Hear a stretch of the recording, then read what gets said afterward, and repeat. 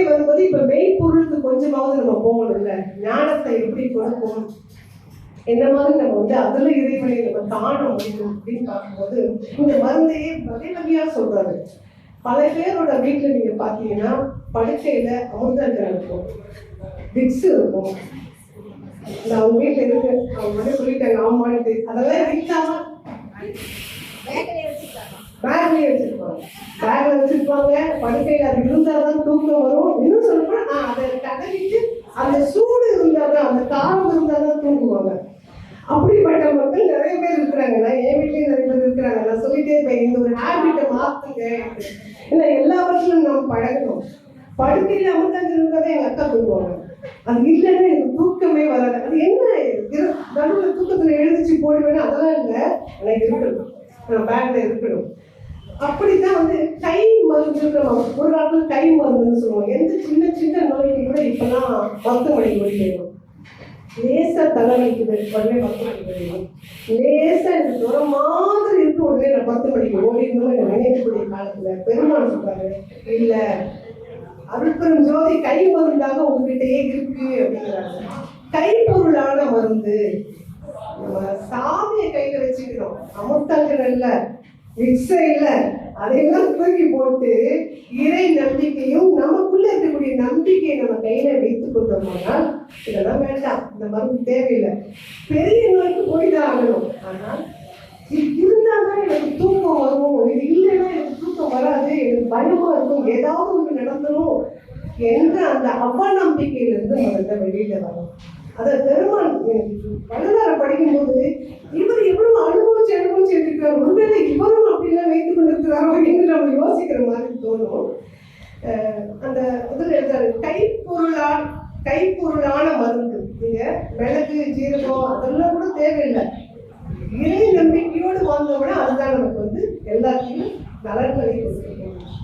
கைப்பொருளான மருந்து 3 கண் கொண்ட மருந்துங்கிறாரு.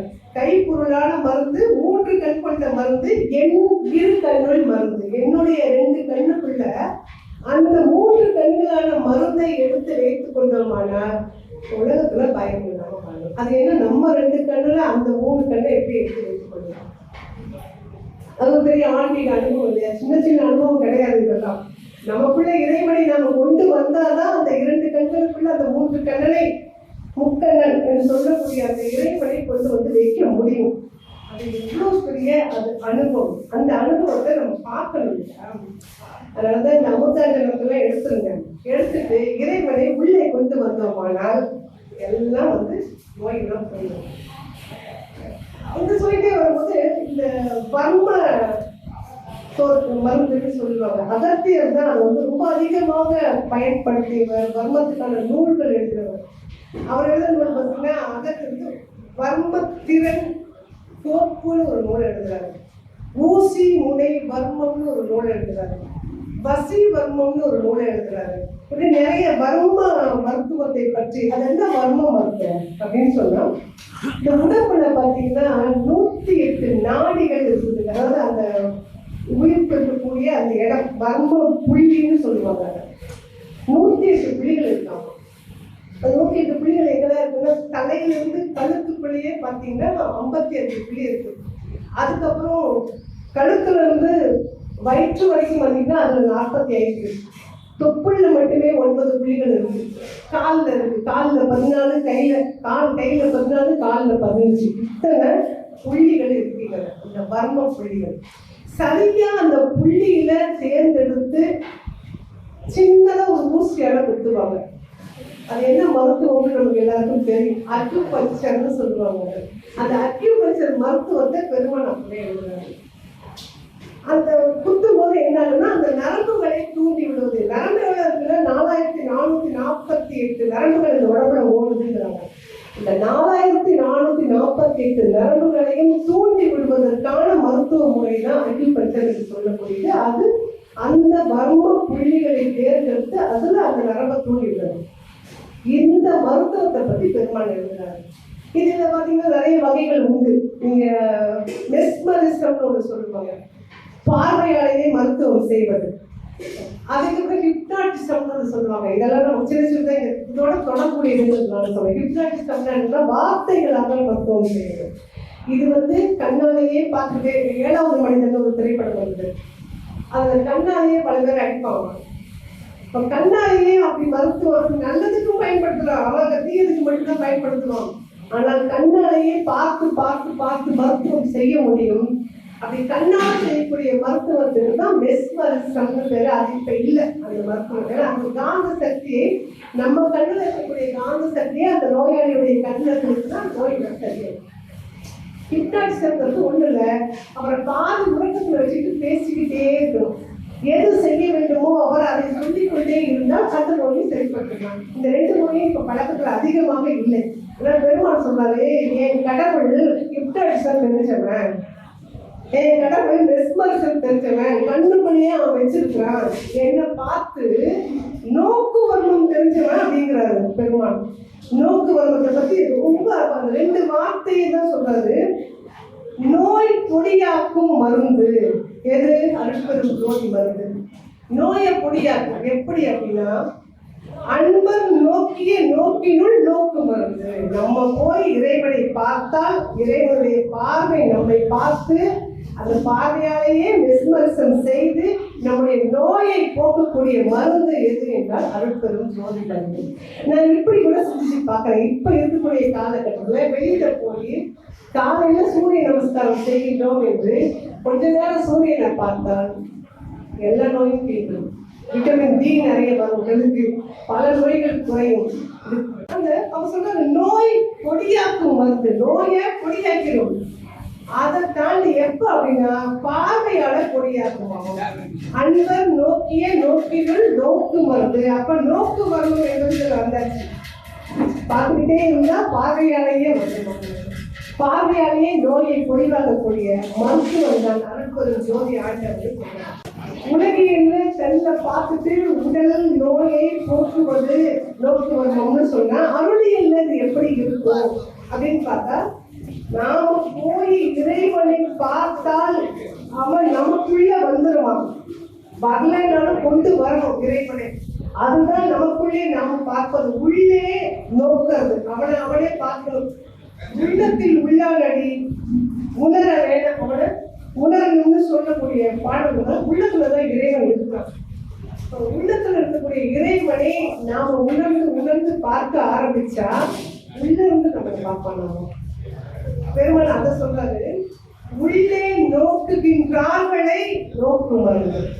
அவன் முதல்ல பார்த்துக்கணும்.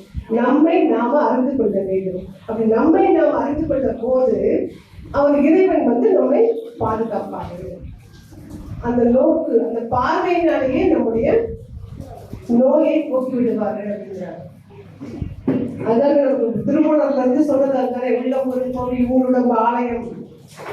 சீவனே சிவலிங்கம்னு சொல்லுவாரு. அந்த சீவன் உள்ள இருக்கக்கூடிய சிவலிங்கத்தை நாம் பார்க்க ஆரம்பித்தால் அங்கே இருக்கக்கூடிய சிவலிங்கம் நம்மை பார்க்கும். பார்த்து எல்லா நோயையும் சரியாக்கும் அப்படிங்கிறது தான் என்னுடைய தத்துவமாக இருக்கிறது. இந்த மருத்துக்கு நம்ம போயிட்டு என்ன பெரிய எம்பிபிஎஸ் கிட்ட போய் கேட்க வேண்டாம். இறைவனை வழிபடுவதற்கு அவ்வளவு எளிமையாக இருக்கக்கூடிய ஒரு மருந்தாக இருக்கிறதுனால இது நம்ம இப்படி பார்த்துட்டு இருக்கிறோம். இன்னொரு விஷயம் சொல்றாரு, நான் பார்த்துட்டே இருக்கிறேன். என் டாக்டர் இருக்கிறாங்க, ரொம்ப புத்தகமான டாக்டர் இருக்கிறாங்க. நம்ம மருந்தை பொதுவாக என்ன பண்ணுவோம், உலகில் மாத்திரை கொடுத்தா நம்ம சாப்பிடுவோம். நான் பெருமாள் சொல்றாரு, மாத்திரை என்ன சாப்பிடுதுங்கிறாரு. நாம தான் மாத்திரையை சாப்பிடுவோம். ஆனா இந்த மாத்திரை அருட்பெரும் ஜோதி என்று சொல்லக்கூடிய மாத்திரை அது என்ன சாப்பிடுது?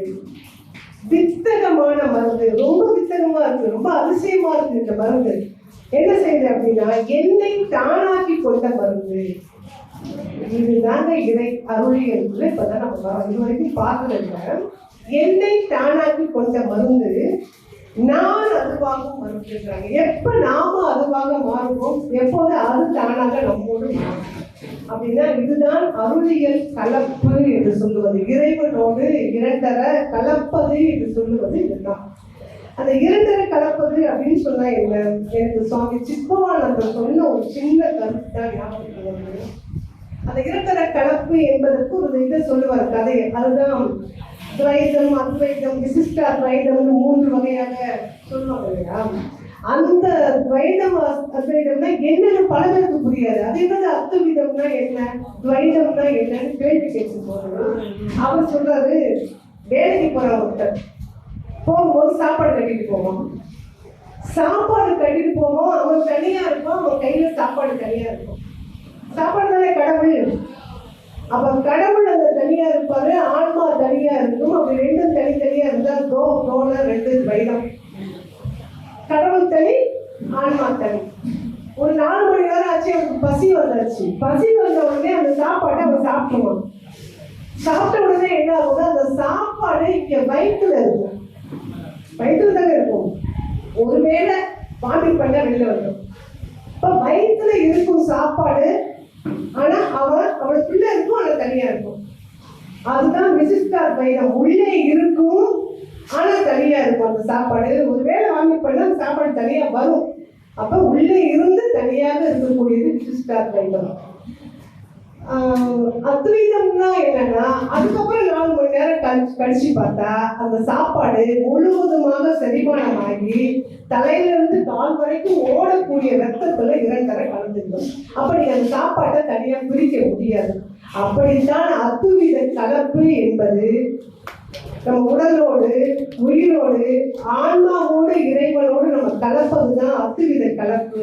அந்த கலப்புக்காக நம்மை நாம் தயார்படுத்திக் கொள்ள வேண்டும். அதுதான் பெருமாள் சொல்றாரு, வித்தகமான மருந்து. இந்த அருட்பெரும் ஜோதி, 1000 சொல்லுங்க, அருட்பெரும் ஜோதி என்பது வித்தகமான மருந்து. ரொம்ப அதிசயமான அபூர்வ வித்தகம்னா அதுதானே. அதை என்னதான் சூழ்ச்சியெல்லாம் பண்ணும், நல்லது செய்வாங்க, கெட்டது செய்வாங்க. வித்தகமான மருந்து, என்னை தானாக்கி கொண்ட மருந்து. என்ன அதுவாக மாற்றிருச்சு. இப்ப எனக்குள்ள 2 கலந்து விட்டதுங்கிறாரு. என்னை தானாக்கி கொண்ட மருந்து, நான் அதுவாகும் மருந்து. நான் அதுவாக மாறிட்டேன். அதனால 2 கலக்கக்கூடிய இறைவனோடு கலக்கக்கூடிய மருந்து அடையாளம். இந்த இறை கலப்பை பார்த்துட்டே இருக்கும்போது இப்படி கலக்கிறதுக்கு என்ன வகையான மருந்து சரியா பயன்படும். திட மருந்தை சாப்பிட்டோம், மாத்திரைன்னா கண்டிப்பா ஒரு 2 மணி நேரம் எடுக்கும். அது கரைஞ்சி ஊறி அதுக்கப்புறம் கலக்கிறதுக்கு.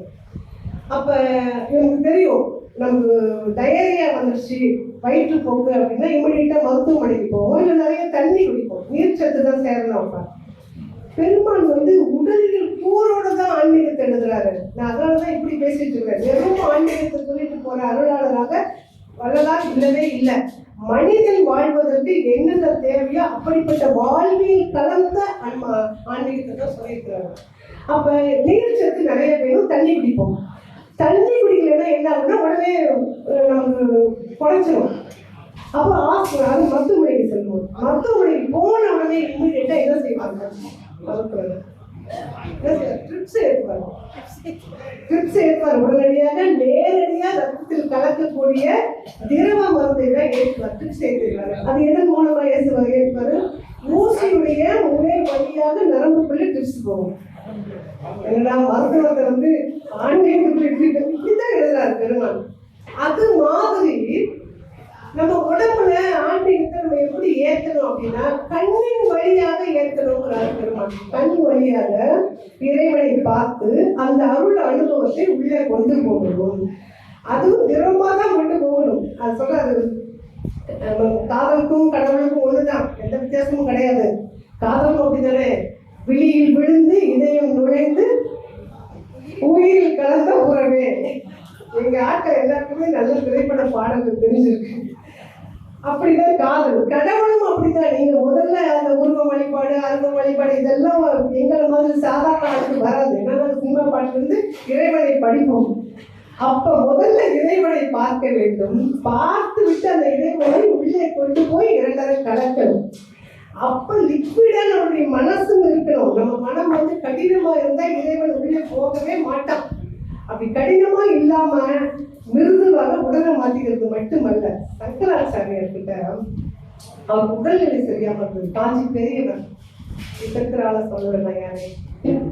உடல்நிலை சரியில்லாம இருந்த போது மருத்துவர்கள் ஒரு மாத்திரையை கொடுத்துட்டு இந்த மாத்திரையை போட்டுக்கோங்க, பால் குடிச்சிட்டு மாத்திரை போடுங்கன்னு சொல்லியிருக்கிறாங்க. அப்ப கூட இருந்தவங்க எல்லாரும் சொல்றாங்க, பால் குடிங்க ஐயா, குடிச்சிட்டு மாத்திரை போடுங்க. அவர் சொல்றாரு, இல்லை இன்னைக்கு ஏகாதசி, நான் பால்லாம் குடிக்க மாட்டேன் அப்படிங்கிறாரு.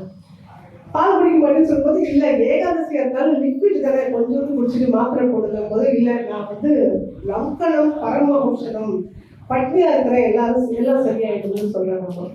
இந்த பரம ஔஷதம் அப்படிங்கிறது என்ன அப்படின்னா இறைவனுடைய மருந்து. நம்ம பட்னியா இருக்கிறது இறைவனுக்காக பட்னியா இருக்கிறோம்.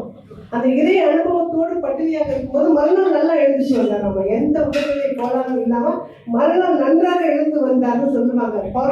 நான் பரம ஔஷதம் சாப்பிட்டுக்கிறேன், டாக்டர் கொடுத்த இந்த சும்மா ஔஷதம் எனக்கு வேண்டான்னு பெருமாள் அதான் சொல்றாரு. நம்ம தண்ணி நிறைய குடிக்கணும்னு அதாவது மருந்துலையும் கூட ஒரு இதழியல் மருந்தோட சேர்த்து அருளியில் சொல்றாரு. சங்கராச்சாரியர் சொன்ன கதையோடு ஒப்பிட்டு பார்க்குற மாதிரி இருக்கு. நம்ம சாப்பிடுற மருந்து புத்தமுதாகும் மருந்து, பார்த்த போதே பிணிகளை போக்கும் மருந்து. கடவுள் வந்து பார்க்கும் போதே பார்த்த உடனே நம்முடைய நோய்களை போக்கிடுவார். சில டாக்டர் அப்படி இருப்பாங்க, அவரை பார்த்தாலே நமக்கு சரியாயிடும். கடவுள் அப்படிதான் இருக்கிறாங்க. பார்த்த போதே பிணிகளை போக்கும் மருந்து, கர்த்தர் அருளும் மருந்து, அது அனுகாலமும் தானாய் பரம மருந்து. பக்தர்களுக்கு இறைவன் அருளக்கூடிய மருந்து அனுபானமும் தானாய் பரம. அது அந்த இடத்துலதான் நம்ம யோசிக்கணும். அது என்ன அனுபானமும்? மற்றதெல்லாம் சாதாரணமா சுழிச்சு வராது. பக்தர்களுக்கு அருளக்கூடிய மருந்து தான் அருட்பெரும் ஜோதி மருந்து. அதுல அனுபானம்னு யோசிச்சா இங்கதான் அந்த நீர் மருந்து, அந்த நீராகாரம் லிக்விட் வந்து தேவைப்படுது. சொல்ற மருந்தை வந்து குறைச்சிதான் சாப்பிடுவோம். பழைய மருந்துகளை மாத்திரையாக இருந்தாலும் கூட அதை குழைச்சி சாப்பிடுவாங்க, கொஞ்சம் லிக்விடா மாத்திடுவாங்க. அப்படி வந்து மருந்தை சாப்பிடுவதுதான் பரம மருந்துன்னு பெருமாள் சொல்றாரு. பக்தர் அருள் மருந்து அனுபானம்னு சொன்னா தண்ணீரோடவோ அல்லது தேனோடவோ கலந்து சாப்பிடக்கூடிய மருந்து. அனுபானமும் தானம் பரம மருந்து. அதுதான் இறைவன் அருளக்கூடிய உண்மையான இறை மருந்துன்னு சொல்றாங்க. அப்ப லிக்விடா சாப்பிடுறத பத்தி இறை அனுபவத்தோடு சேர்த்து பேசக்கூடியவராக வள்ளலாரை நம்மளால பார்க்க முடியும். ஏன்னா லாஜிக் ஒன்று பொதுவா வந்து நாம எதை தேடிக்கொண்டு இருக்கிறோமோ அது நம்மை தேடிக்கொண்டிருக்கோம். அது கல்வியா இருக்கலாம், செல்வமா இருக்கலாம், வெற்றிகளா இருக்கலாம், ஏதாவது பொருளா இருக்கலாம். நம்ம தேடாம எதுவுமே நம்ம கையில வந்து கிடைக்கவே கிடைக்காது. நாம் எதை தேடுகிறோமோ அது நம்ம தேடிக்கொண்டிருக்கிறதுங்கிறது லாஜிக் பொதுவா என்ன அப்படின்னு சொல்றதுதான். இது 150 வருஷத்துக்கு முன்னாடி பெருமாள் சொல்றாரு, நான் கடவுளை தேடாத ஒருத்தர் மட்டும் கடவுள் வரவே மாட்டார், அருள் கிடைக்கவே கிடைக்காது. யார் கடவுளை தேடுகிறார்களோ அவர்கள் முன்பாகத்தான் இறைவன் வந்து சேருவோம்.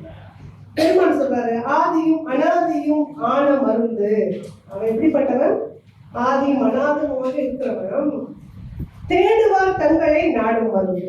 தேடாதவங்கிட்ட எவனும் வரமாட்டான். நீ தேடிட்டு இருந்தா கடவுளும் உன்னை தேடிக்கொண்டே இருப்பாரு. அப்ப இறைவனை எப்படி படுகிறது? அவர் வந்து எனக்கு அந்த பழைய கதையெல்லாம் சொல்லுவாங்க, 3 வகையான வழிபாடு உண்டு, 2 வகையான வழிபாடு உண்டு. ஒன்று குழந்தை குட்டி வழிபாடு, இன்னொரு பூனை குட்டி வழிபாடு. நீ ஒண்ணுமே செய்யாம படுத்திருந்தாலும் தாய் பூனை எப்படி கொண்டு போய் வைக்குதோ அதே போல இறைவன் வந்து காப்பாற்றுவாரு. லேட் ஆகும்ல, வேகமா நமக்கு இறைவனுடைய அருள் கிடைக்க வேண்டும் என்றால் நாம தானே தேடி போகணும். எதையுமே தானாக கிடைக்கும். அது வரைக்கும் நம்ம எப்படி காத்துட்டு இருக்கிறது? இந்த கலியுகத்துல அது மாத்திரை போன்ற வாழ்க்கையில நம்ம காத்து கொண்டிருப்பது என்பது எப்படி நடக்கும்? அதனால நாம தேடி போனோமானால் இறைவன் நம்மை தேடி வரும்.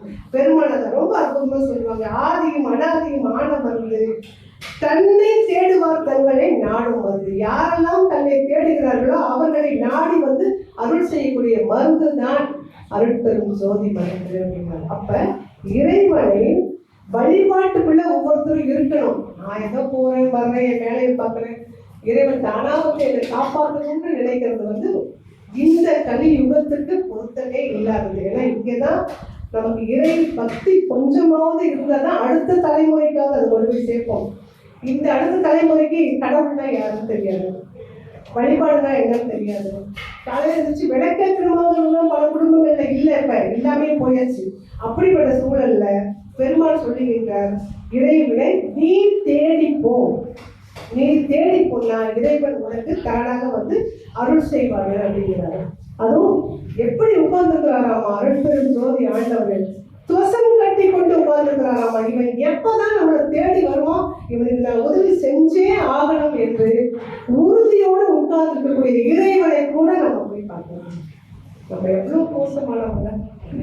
இறைவனா அங்க எங்க இருக்கிறாரு கேட்கிறோம். அது இப்ப அது ஒரு நூற்றாண்டு காலத்துல இறை நம்பிக்கை வேற மாதிரி போயிட்டு இருக்கு. நான் வெளிப்படையா சொல்ல விரும்பல, எங்க ஐயா வந்து புரிஞ்சுக்குவாங்க, பாபு ஐயா. நலம் கொடுக்க துஷம் கட்டி கொண்ட வருதுங்கிறார். துஷம் அப்படியே உறுதியா உட்கார்ந்துக்கிறாரு. நம்ம கிட்ட வந்து விழுந்துட்டாங்கன்னா உடனே எனக்கு எல்லாத்தையும் செஞ்சிடும். ஆனா வரமாட்டேங்கிறாங்க, பார்த்துட்டு இருப்பாரு.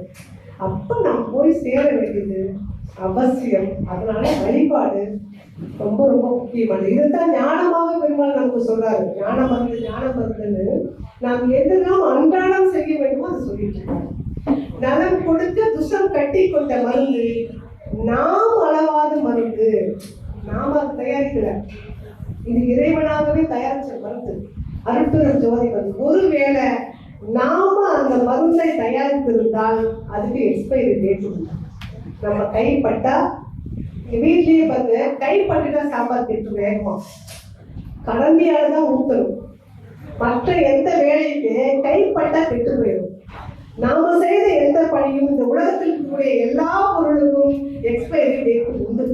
கடலாக இருந்தாலும் மலையாக இருந்தாலும் மலை ஒரு காலத்துல மண்ணா மாறும், மண் ஒரு காலத்துல மலையா மாறும், கடல் ஒரு காலத்துல மணலா மாறும், நிலமா மாறும். அப்ப எதுக்குமே பாத்தீங்கன்னா நிலை என்பது கிடையாது. எந்த பொருளுக்கும் நிலை கிடையாது, எல்லாமே மாற்றத்துக்கு உரியது. எல்லாத்துக்குமே எக்ஸ்பைரி டேட்னு உண்டு. பழனிக்கு போனாரம் பஞ்சாமிர்தம் வாங்குறோம், எக்ஸ்பைரி டேட் போட்டு பின்னாடி. அதுவே நீங்க விபூதி வாங்கினா அந்த எக்ஸ்பைரி டேட் இருக்குமா? இருக்காது. நோ எக்ஸ்பைரி டேட் அதை போட்டுருப்பாங்க. ஒரு ஆங்கிலேயன் வந்திருக்கிறோம் பழனிக்கு, அவருக்கு போய் எல்லாரும் பஞ்சாமிர்தம் வாங்குறாரு, அவரும் வாங்கி. நீங்க ஃபாரினர்ஸ் பார்த்தீங்கன்னா ரொம்ப கவனமா இருப்பாங்க. நம்மள மாதிரிலாம் ஏதோ ஒன்று வாங்கினோம், மாத்திரையை போட்டோம், அதனால பல நோய்கள் வந்து கிடக்கும். ஏன்னா அந்த டேட்டை பார்த்துக்க மாட்டேங்கிறோம். ஆனா நீங்க அயல்நாட்டுல இருந்து வருவங்கள் எப்போதுமே மிகச்சரியா இருப்பாங்க. எக்ஸ்பைரி டேட் பார்க்காம எந்த மருந்தையோ எந்த உணவையோ பாக்கெட் உணவு எல்லாமே பார்க்காம சாப்பிட மாட்டாங்க. இந்த வானில இருந்து ஒருத்தர் வந்திருக்கிறாரு பழனியில, இவங்கெல்லாம் பஞ்சாமிர்தம் வாங்கி சாப்பிட்டார்கள். அவரும் பஞ்சாமிர்தம் வாங்கி சாப்பிட்டாரு, நல்லா இருந்தது. பக்கத்துல விபூதியை வாங்கினாங்க இங்க எல்லாரும். அந்த விபூதி திருநூறை வாங்கின உடனே அவரும் வாங்குறாரு. இப்படி பாக்குறாரு, எக்ஸ்பைரி டேட் இல்லை.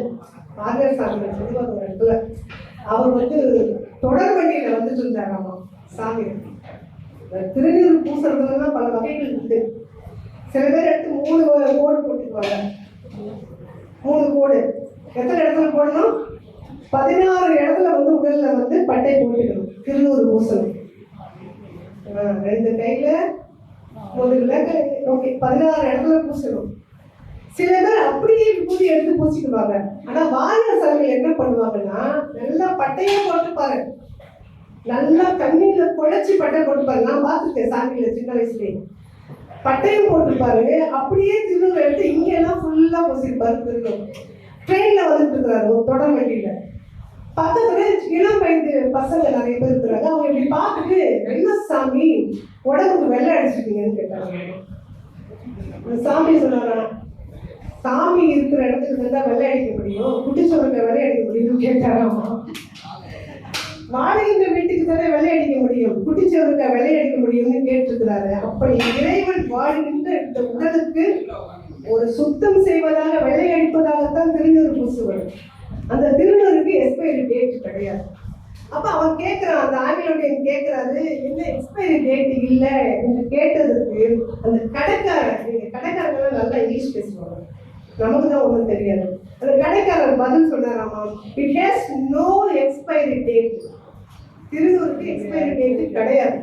It has no expiry date. If you use it,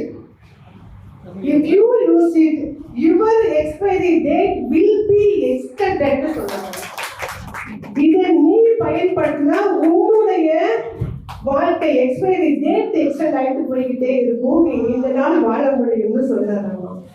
நான் இப்படி யோசிச்சு பார்க்கிறேன். இறைவனுக்கு அர்ச்சனை செய்யக்கூடிய திருநூறுக்கே எக்ஸ்பைரி டேட் இல்லைன்னா இறைவனுக்கு அந்த அர்ச்சனையை செய்து கொள்ளக்கூடிய அருட்பெரும் ஜோதி ஆண்டவருக்கு எக்ஸ்பைரி டேட்டா இருக்கும். நூறு என்று சொல்லக்கூடிய அந்த விபூதியை நம்ம இறைவனுக்கு அர்ச்சனை செய்யணும். நீங்க விபூதியை எதுக்கு நீங்க போட்டாலுமே அந்த பொருளுமே தேன் மாதிரி தான், ரொம்ப நாள் கெட்டு போகாது. தேனும் கெட்டு போகாது, தேன் தானும் கெட்டு போகாது, தன்னை சேர்ந்தவர்களையும் கெடவிடாது. அப்படித்தான் விபூதியும் கூட.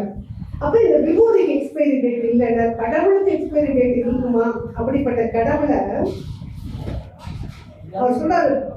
நமக்கு நிறைய பாடல்கள் விபூதி பத்தி நீங்க நாவுக்கரசர் எழுதுறது, ஞானசம்பந்தர் எழுதுறது, எல்லா பாடல்களுமே இருக்கு. விபூதி அவ்வளவு பெருமை வாய்ந்தது. ஆனா வள்ளலாருக்கு விபூதி பூசலாமா பூசக்கூடாதுங்கிற சர்ச்சை தான் இப்போ மிக மிக அதிகமாக ஓடிக்கொண்டு மிகப்பெரிய விபூதி பூசிட்டாங்க, அவருக்கு பட்டயம் போட்டுட்டாங்க, இல்ல அந்த மாதிரியான சர்ச்சைகள் நிறைய ஓடிட்டாங்க. நீர் அப்படிம்பாரு. ரொம்ப ஆழமான வார்த்தைகளாக தான் அந்த திருநூறு பாடல் பதிகத்துல ஃபுல்லா இருக்கும். முத்தி தருவது நீரு, முனிவர் அணிவது நீரு, சத்தியமாவது நீரு. சாதாரண இல்ல, சத்தியமாவது நீரு, பத்தி தருவது நீரு. நான் எல்லாத்தையும் சொல்ல மாட்டேன், எனக்கு எது எடுத்து தேவையானது நான் எடுத்து போயிருப்பது. பரவ இனியது நீரு. நம்ம பக்தி செய்யணும் அப்படின்னா அந்த திருநீரை பூசிக்கொள்வது ஒரு மரபு. பரவ இனியது நீரு, சித்தி நீர் இல்லாத நெற்றி பால், ஆறு இல்லாத ஊரும் பால் தான். அதனால இதெல்லாமே ரொம்ப இயல்பாக இருக்க வேண்டியது. சித்தி தருவது நீர். நமக்கு சித்தி வேணும்னு சொல்ல திருநீர் தேவை. ஆலவாயினுடைய திருநீரை பூசிக்கொண்ட மனம் நமக்கு எக்ஸ்பைரி டேட் கூடும். நோய் குறையும். நமக்கு இருந்து நோய் குறைவதற்கும் எக்ஸ்பைரி டேட் கூடுவதற்குமான ஒரு வழிதான் திருநூறு பூசிக்கிறது. பெருமாள் சொல்றாரு, என்றும் கெடாத மருந்து. விபூதி இல்லை, அந்த விபூதியை அர்ச்சனை செய்து கொள்ளுகின்ற பெருமாள் அருட்பெரும் ஜோதி ஆண்டவர் எப்படிப்பட்டவர் தான்? என்னைக்குமே கெட்டு போகாத மருந்து அவர். என்றும் கெடாத மருந்து, தேன் போல இனிக்கும் மருந்து. மருந்து அது கெட்டு போகிறது மட்டுமல்ல, அந்த மருந்து தேன் போல இனிக்கும். இப்போ தேன் போல இனிக்கும்னு சொன்னாலே கெட்டு போகாது. தேனும் தேன் தானும் கெட்டு போகாது, கூட இருக்கிறதையும் கெடாது. ஏன்னா அதனாலதான் யுகங்கள் கடந்தும் அருட்பெரும் ஜோதி தனிப்பெரும் கருணை அருட்பெரும் ஜோதி என்று நம்ம சொல்லக்கூடிய வேண்டுமானால் இப்போது அருட்பெரும் ஜோதின்னு சொல்றோம்.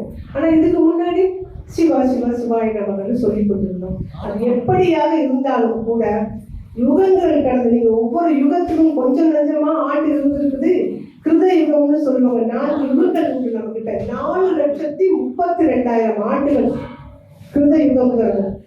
வேதா யுகம்ங்கிறது 8,64,000 ஆண்டுகள். துவாபர யுகம்ங்கிறது 12,96,000 ஆண்டுகள். கலியுகம்ங்கிறது 17,28,000 நம்ம வாழ்ந்துட்டு இருக்கிறோம். அதுலதான் ஆண்டுகள். இவ்வளவு ஆண்டுகளை கடந்தும் கூட இன்றும் இருக்கக்கூடிய நிலையாக இருக்கக்கூடிய எக்ஸ்பைரி டேட் இல்லாத கடவுள், அந்த கடவுளை தான் நம்ம வணங்கணுங்கிறதுக்காக தான் பெருமாள் சொல்றாரு. நம்ம வளர்பெருமானார் சொல்றாரு, கெடாத மருந்து, அது கெட்டே போகாத மருந்து, அதுதான் அருட்பெரும் ஜோதி ஆண்டவர் என்று சொல்லக்கூடிய மருந்து.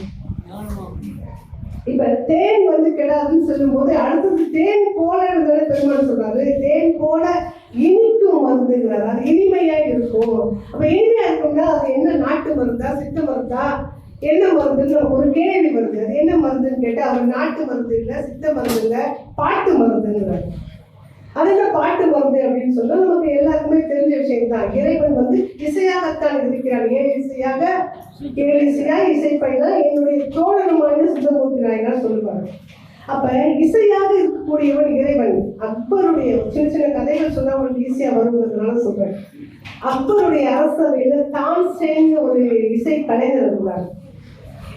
அந்த இசைக்கலைஞர் ரொம்ப அருமையா பாடுவார். இன்று வரை தான்சேன் புகழ்பெற்ற இசை கலைஞர். அவர் பாடத்தை கேட்டு கேட்டு மகிழ்ந்து போன அக்பர் என்ன சொல்றாரு, இப்ப இவ்வளவு நல்லா பாடுறேன், நீ எங்கே கத்துக்கிட்டேன்? அவர் சொல்றாரு, தன்னுடைய ஆசிரியருடைய பெயரை சொல்றாரு. ஹரிதாஸ்ங்கிற ஆசிரியரிடம் நான் கற்றுக்கொண்டேன். அந்த ஆசிரியரை ஒரு நாள் அவைக்கு கூட்டிட்டு வந்துட்டாரு அக்பர். உடனே அவர் சொல்றாரு, தான்சேன் அப்படிலாம் வரமாட்டாரு எங்க ஆசிரியர், யாரோட இடத்துக்கும் அவர் வரமாட்டாரு, யாருக்காகவும் பாடப்பட்டார். சரி நம்ம போனா அங்க பாட சொல்லுங்க நம்ம கேட்கலாம்னு சொல்றாரு. இல்ல யாருக்காகவும் பாட மாட்டாரு எங்க குரு. இப்ப என்னதான் சொல்ல, எனக்கு அவர் பாட்டை கேட்டே ஆகணுங்கிறாரு இவர். இப்ப பாட்டை கேட்டே ஆகணும்னா ஒண்ணு செய்யுங்க, அவர் நமக்காக பாட மாட்டாரு, உங்களுக்காக பாட மாட்டாரு. ஆனா அங்க போய் அவருக்கு தெரியாமல் நம்ம மறைந்து உட்கார்ந்து இருக்கலாம். எங்கேயாவது அந்த குடிக்கிட்ட அவருடைய குடிசை, அவர் ஏதோ காட்டுக்குள்ள நடுவில் இருக்கிறாரு, அந்த குடிசை கிட்ட போய் பக்கத்துல மறைந்து இருந்து அவருடைய பாடல் அவர் பாடும்போது கேட்டுக்கலாங்கிறான். சரிட்டு ராஜா கிளம்பிட்டார். அப்பர் எவ்வளவு பெரிய பேரரசர் பாருங்க, அந்த பாட்டை கேட்கறதுக்காக கிளம்பி போறாரு. கிளம்பி போயிட்டு அந்த குடிலுக்கு பக்கத்துல புதர்ல மறைந்து இருக்கிறாங்க. இருக்கிறாங்க 3 நாளா அப்பர் பாடவே இல்லை ஹரிதாஸ். 3ஆவது நாள் நடு இரவுல எழுந்திருச்சு அவர் பாடி நடந்து போறாரு. இப்ப அவர் பாட போறாரா என்னன்னு தெரியல. ஆனாலும் பின்னாடி போகலாம்னு இந்த அப்பரும் தான்சேனும் போறாங்க. அவர் ஒரு நதி கிட்ட போய் நதிக்குள்ள இறங்கி நின்று கொண்டு பாடுறாங்க. அந்த பாடுகின்ற நேரத்துல அப்ப எப்படி இருக்குதுன்னு சொன்னா அது ஒரு பிரபஞ்ச இசையாக இருந்தது எழுதுறாரு. கட்டுரைகள் அது ஒரு பிரபஞ்ச இசையாக இருக்கு. அந்த பிரபஞ்சத்தையே அப்ப ஆடாம நம்ம சொல்றாங்க, பாட்டும் நானே பாவமும் நானே, நான் அசைந்தால் அசையும் அகிலம் எல்லாமே. அப்படி இருக்குதாமா அந்த சூழல். தண்ணி ஆடல, காற்று இலைகள் ஆடல, அப்படியே பிரபஞ்சம் வந்து அசையாமல் நின்று கொண்டிருக்கு. அப்படிப்பட்ட ஒரு நாதத்தை இவர் கேட்டுட்டு சொல்லிட்டாரு, இவரையெல்லாம் நம்ம கூப்பிட்டு பாட சொல்லிட்டாரு. அவருடைய பாட்டுக்கு நாம் தான் மரியாதை செய்யணும்னு சொல்லிட்டு அக்பர் மன்னிப்பு கேட்டார். தான்சேன் அப்படிப்பட்ட ஒரு இசைதான் இந்த உலகத்தையே ஆளக்கூடியது. ஓம்காரம் என்று சொல்லுவதே இசைதான்.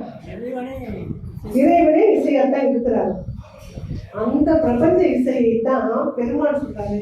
இறைவன் பாட்டு வடிவில் இருக்கிறாரு. எந்த பாட்டு வடியில அப்படின்னா நாதாந்த பாட்டு வடியில இருக்கிறாரு அப்படிங்கிறாரு. ஏற்கனவே படிச்சிருக்கிறோம். நாத முடிவிலே திருமணம் சொல்லுவாரு, நாத முடிவிலே நல்லால் இருப்பது, நாத முடிவிலே நல் யோகம் இருப்பது, நாத முடிவிலே நாட்டம் இருப்பது, நாத முடிவிலே நஞ்சுண்ட கண்டனே இருப்பது.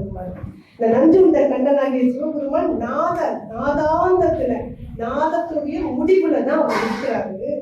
அதனால நாதாந்த முடிவுல தான் இறைவனை நம்ம தரிசிக்க முடியும் அப்படிங்கிறாரு. இப்ப மியூசிக் தெரப்பின்னு கூட ஒரு வந்திருக்கு சமீபத்துல, அதை ரொம்ப அதிகமா பேசிட்டு இருக்கிறாங்க. ஒவ்வொரு ராகத்துக்கும் ஒரு நோயை தீர்க்கக்கூடிய ஒரு குணம் உண்டு, மருத்துவ குணம். சாதாரணமா பார்த்தீங்கன்னா சிறுநீரக நோய் அப்படின்னு சொன்னா அமிர்த வருஷம் ராகத்தை கேட்டுட்டே இருந்தால் சரியாயிடும், ஓரளவு சரியாகும் அப்படின்னு சொல்கிறாங்க. சிறுநீரக நோய்க்கு அமிர்த வருஷம் ராகம். மனநோய் அதிகமா இருந்தா அம்சத்தடி ராகம் கேட்டுக்கிட்டே இருக்கணும். அது கேட்டுக்கொண்டிருந்தா கொஞ்சம் உடல்நோய் குறையும். பிபி அதிகமா இருக்கிறத கேட்க வேண்டிய ராகம் தோடி ராகம் கேட்டா பிபி குறையும்.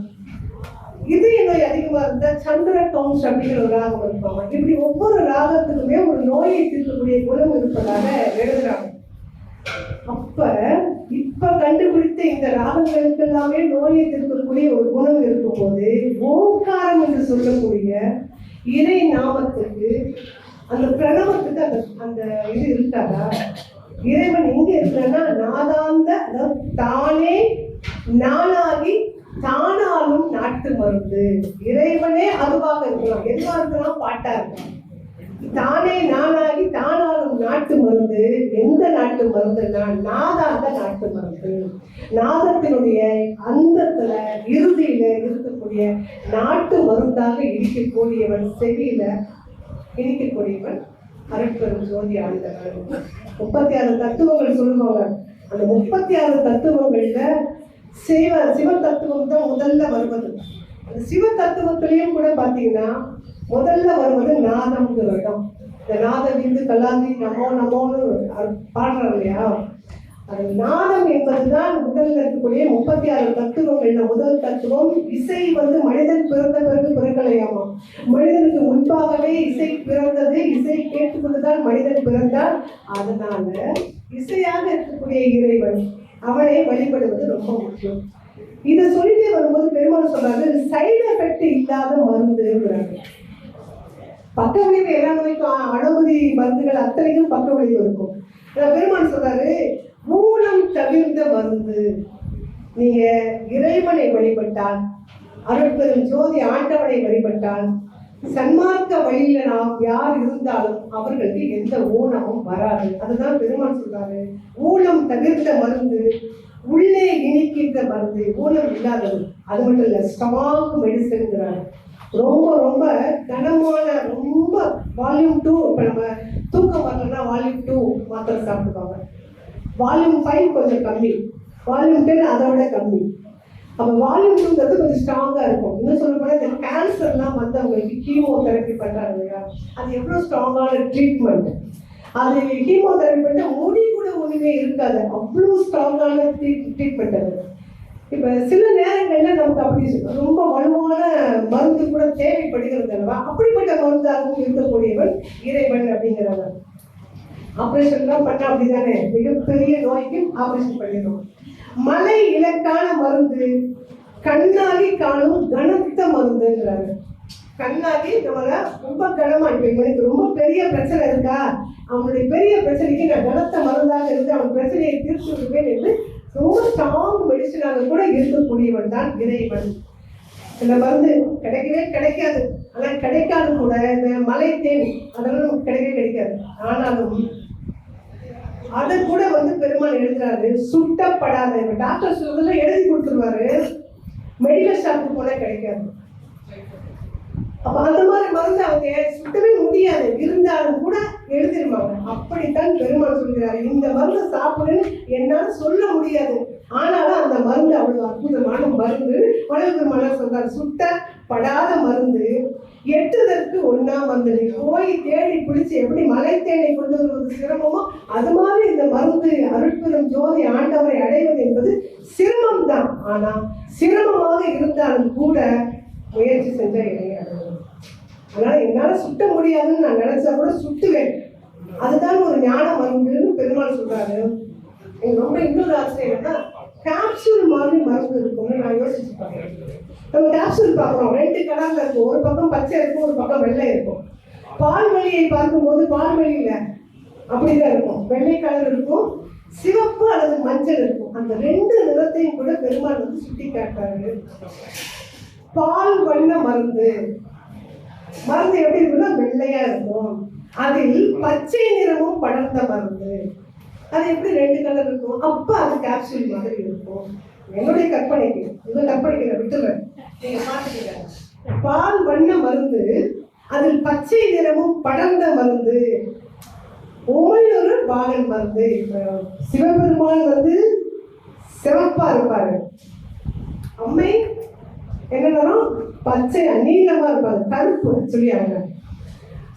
அந்த நிறத்தை கொண்டு வந்து மாத்திரையில மருந்துல எழுதி இறை அனுபவத்தை எப்படி ஒரு சாதாரண மனிதனுக்கு, ஏன்னா வள்ளல் பெருமான் ஒருபோதும் சான்றோருக்கு பேசல. எனக்கு தெரிஞ்சு வள்ளல் பெருமான் பேசுனது எல்லாமே பாமர மக்களுக்கான பேச்சு தான்.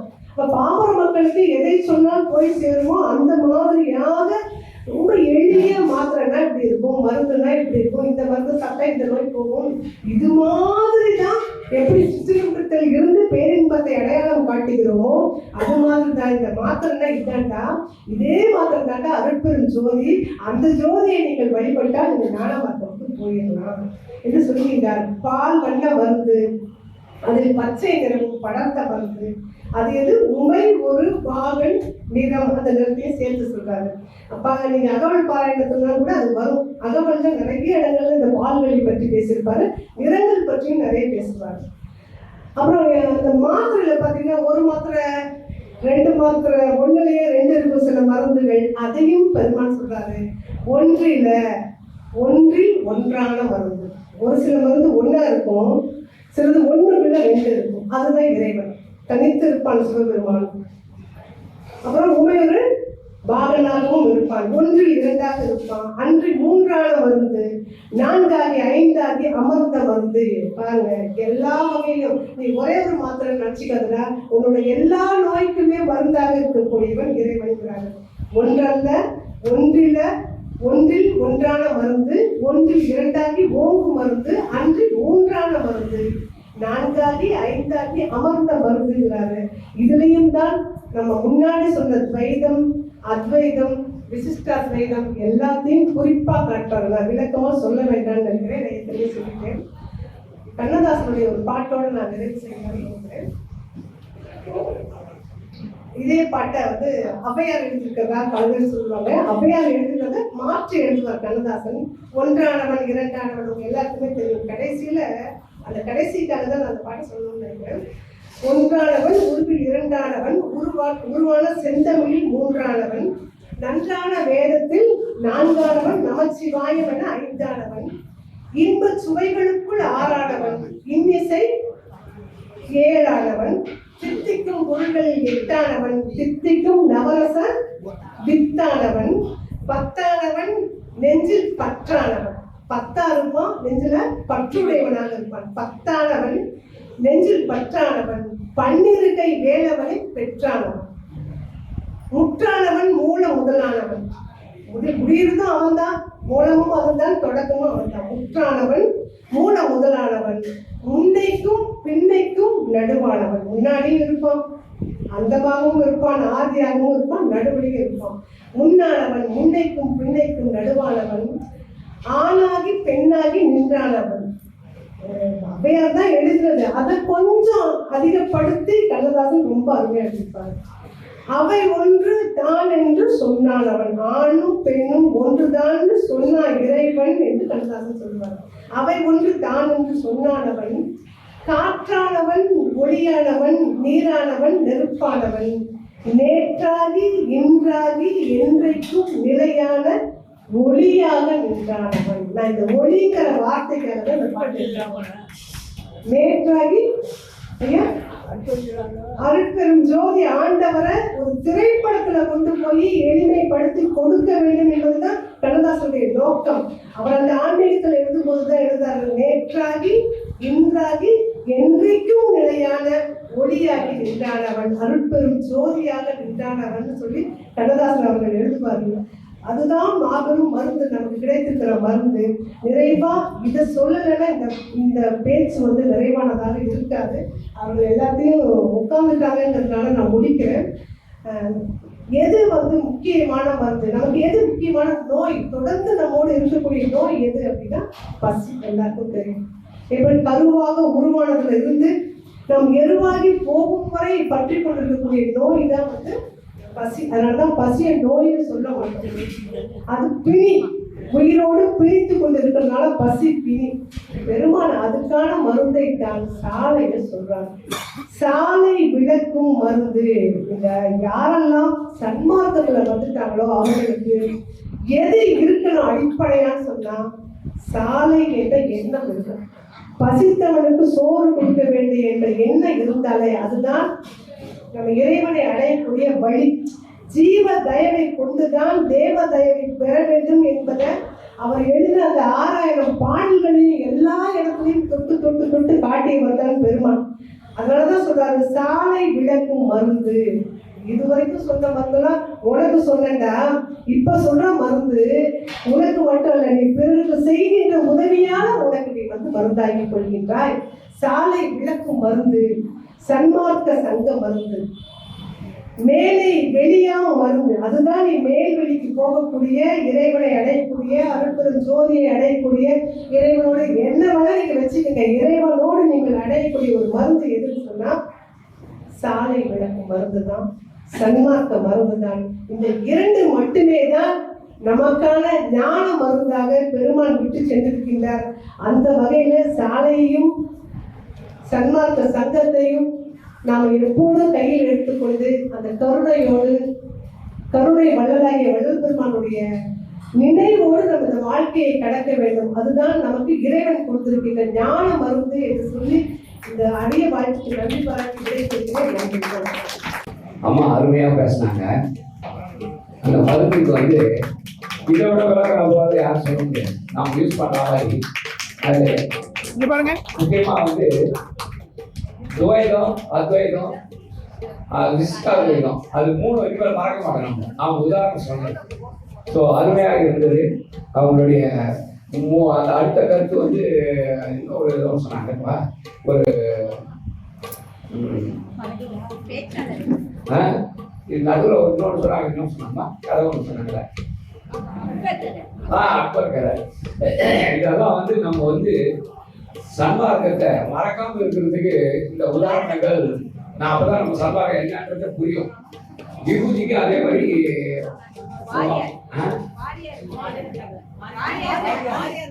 வாரியார் சொன்னது. அது போல இந்த கருத்துக்கள் நமக்கு புதுசா ஒருத்தர் பேச வைக்கிற போது அந்த கருத்துக்கள் ரொம்ப அருமையாக இருக்கிறது. மறக்க முடியாமல் சன்மார்க்கத்தை நம்ம தெரிந்து கொள்வதற்காக உரையாற்றிய அம்மா அவர்களுக்கு நன்றி நன்றி.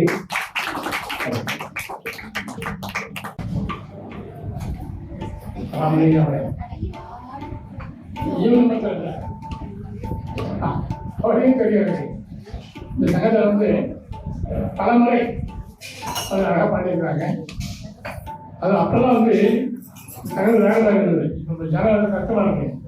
மற்ற இருக்க மாட்டாங்க கட்சி காத்தா வைக்கிற மாதிரி இருக்கும். அதனால ஆய்வு சங்கம் சன்மானத்தை எல்லாம் பேச நம்ம வருவாங்க.